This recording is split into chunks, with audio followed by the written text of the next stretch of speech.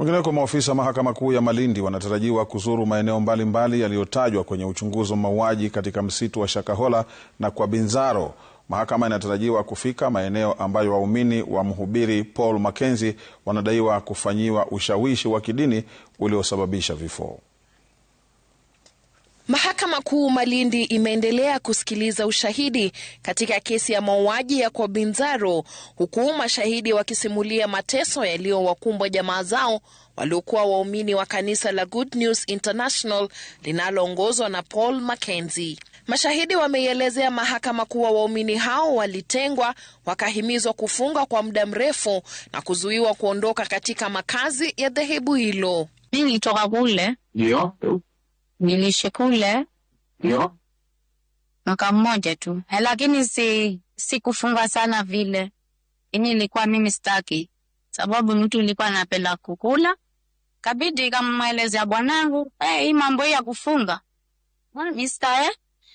Taezana nayo. Mmoja wa waathiriwa, Hamisi Abdalla, ambaye binti yake aliolewa na mmoja wa washirika wa Mackenzie, ameelezea mahakama kuwa hajamuona binti yake kwa miaka 3 sasa. Ulikuwa ndiye ni bibi yake. Na ile aliyotukia kule Shakahola. Na hao ulikuwa ni wamoja wapo huko Shakahola. Sasa kufikia sasa siwezi kujua kama yule mtoto wangu yuko hai ama amekufa. Kwa sababu huyo mume mwenyewe ambaye ni Julius Tuva, yeye yuko hai, yule pale namuona. Lakini mtoto wangu sijamuona.